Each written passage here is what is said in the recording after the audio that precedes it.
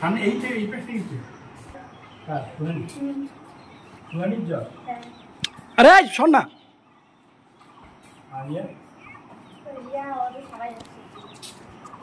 সবাইগুলো নিয়ে আসছি চলো।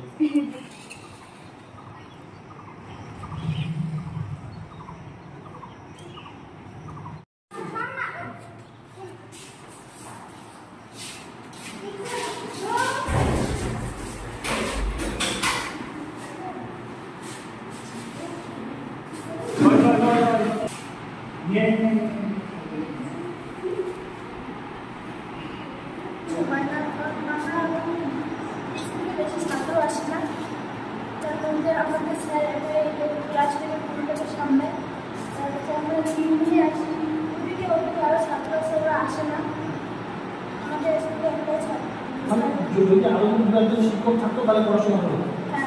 তুমি কোন ক্লাসে? একজনই। উনি তো প্রধান শিক্ষক, তাহলে স্কুলে বাদ বাকি কাজ খারাপ হবে।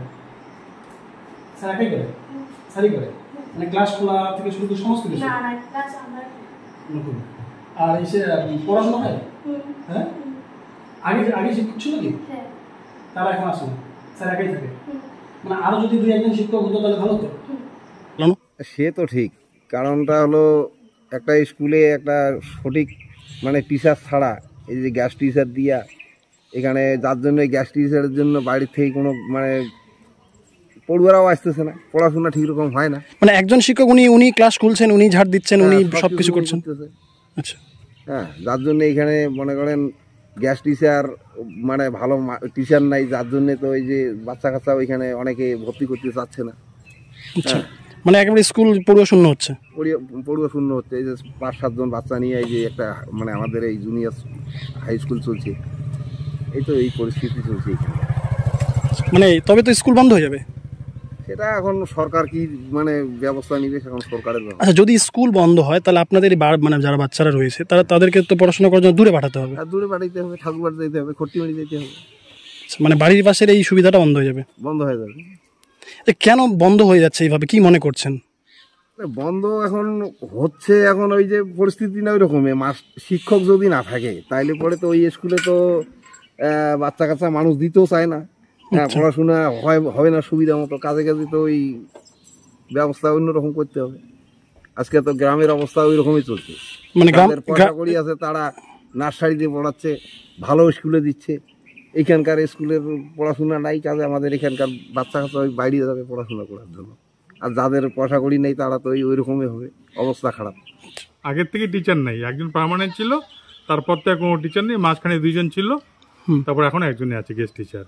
আর স্টুডেন্ট কতগুলো? স্টুডেন্ট টোটাল 13 জন। এই যে এত বড় একটা জুনিয়র হাই স্কুল, পরিকাঠামো তো সমস্ত কিছু দেখা যাচ্ছে আছে, তারপরে মুখ থুবড়ে পড়ে আছে। নাই কোনো হেলদোল নাই গভর্নমেন্টের, কত রিপোর্ট, কোনো কিছু হেলদোল নাই, একজন টিচার দিয়ে চলছে। মানে আদৌ কি কোনোদিন ইন্সপেকশনে কেউ এসেছিল? না, আসে না কেউ। আর যিনি দায়িত্বে রয়েছেন প্রধান গেস্ট টিচার, উনি কি বলছেন এই বিষয়ে? বলছে আগে রিপোর্ট করেছি, নাই টিচার নাই, এসআইকে বলা আছে, ওদের শিক্ষা দপ্তরকে বলা আছে, কোনো টিচার নেই, একাই চালাচ্ছে। মানে উনিও তো কার্যত মানে হিমশিম খেয়ে যাচ্ছে একা চালাতে গিয়ে। একাই অফিসের কাজ, স্কুলের মিড ডে মিল, তারপরে বাচ্চাদের পড়াশোনা, সবাইকে একসঙ্গে নিয়ে ক্লাস করায়। তবে আপনাদের এই গ্রামীণ যারা বাচ্চারা রয়েছে তারা কোথায় যাবে, পড়াশোনার কি অবস্থা তাহলে? এখন তো ক্লাস 8 তো ছাত্র একটাও নেই। সবাই গার্জিয়ানগুলো জানে যে এখানে আর পড়াশোনা হবে না, টিচার নাই, এই যে ক্লাস 8 একটা ছাত্র নেই। মানে কার্যত স্কুল একেবারে বন্ধের মুখে। বন্ধের মুখে। আপনারা কি চাইছেন? আমরা চাইছি, গভর্নমেন্টকে বলা হয়েছে, পঞ্চায়েতকে বলা হয়েছে, হ্যাঁ, তারপরে কোনো অ্যাকশন নেই। আর এমনিতে অবস্থা যে রাজ্যের টিচার তো নাই। যখন এখানে জয়েন করছি তখন আরো 2 জন গেস্ট টিচার ছিল, ওদের সময় শেষ হয়ে গেছে। হ্যাঁ, ওই গেস্ট টিচার 2 জনের শেষ, এখন আমি একাই, আমারও শেষ হবে 26-এ। আচ্ছা, স্কুলের কি পরিস্থিতি? স্কুলের এখন সরকার যদি টিচার না দেয় তাহলে স্কুল কি হবে? এই ছাত্রগুলো তো অন্য স্কুল চলে যাচ্ছে, টিচার নেই।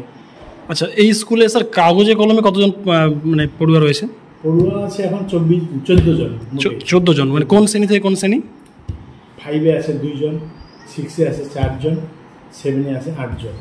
আচ্ছা, এই 14, মানে যত দিন যাচ্ছে এই স্কুলে আর নাম ভর্তি করাচ্ছে না ছাত্ররা, কারণ টিচার নেই। আচ্ছা। এই জন্য নাম ভর্তি করাচ্ছে না। হ্যাঁ, ওই জন্য 5-এ এখন 2 জন আছে আপাতত।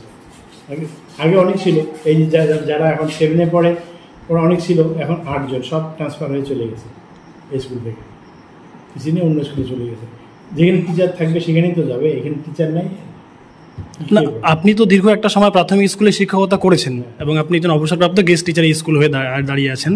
মানে কোথাও গিয়ে কি এটা শিক্ষা ব্যবস্থার ক্ষেত্রে একটা মানে অবলুপ্তি বা কিছু কি বলবেন, অবক্ষয়? অবক্ষয় বলা যেতে পারে, কারণ হচ্ছে টিচার নাই, ছাত্ররা কাছে স্কুল থেকেও দূরে চলে যাচ্ছে। কেন কাছে শিক্ষক নাই তো পড়াবে কে? আর আপনার কতটা সমস্যা হচ্ছে এই স্কুলে, মানে একলা হাতে পুরোটা সামলাতে? একা এই অফিসের কাজ সামলাইতে হয়, ওদেরকে পড়ায়। আমি 2-3-4টা সাবজেক্টের বেশি পড়াইতে পারি না। আচ্ছা, মানে খুব জোর 4টা, তার বেশি তো পড়ানো যাবে সম্ভব না। মানে জুনিয়র একটা স্কুল, হ্যাঁ, সেখানে তাহলে পড়ুয়ারা কি সঠিক পঠন পাঠনটা পাচ্ছে স্কুল থেকে? কি করে পাবি? টিচার নাই তো কি করে পাবি? একটা টিচার কয়টা ক্লাসকে সামলাবে? আপনি জানিয়েছেন আপনার ঊর্ধ্বতন কর্তৃপক্ষ? অবশ্যই। তাদের তরফ থেকে কি জানানো হয়েছে? ওদের দেখছি যে কই দিচ্ছে না, অনেকদিন হলো আমি একাই চালাচ্ছি। কিন্তু স্কুলের পরিকাঠামো তো সবই সুন্দর দেখছি, সুন্দর বিল্ডিং সব কিছু রয়েছে। এককালে টিচারও ছিল, এককালে ছাত্র ছিল, সব ভালো ছিল। কিন্তু এখন এই শিক্ষক নাই তো ছাত্ররা অন্যখানে চলে যাচ্ছে, কাছে স্কুল থেকেও করতে পারছে না, দূরে যেতে হচ্ছে। বর্তমানে আপনি এই স্কুলের একাই অভিভাবক, মানে কি চাচ্ছেন স্যার? আপনি কি চাচ্ছেন? স্কুলটা ভালো করে চালাতে গেলে সরকারের সদিচ্ছার দরকার। সরকার যদি সদিচ্ছা না থাকে সরকারের, তাহলে স্কুল দিয়ে কী হবে? স্কুল ঘর কি পড়াবে বাচ্চাগুলোকে পড়াইতে গেলে শিক্ষকের দরকার। হ্যাঁ, পরিকাঠামো ঠিকই আছে কিন্তু টিচারের না। স্যার আপনার নামটা একটু বলবেন? আমার নাম নিরঞ্জন রায়, গেস্ট টিচার।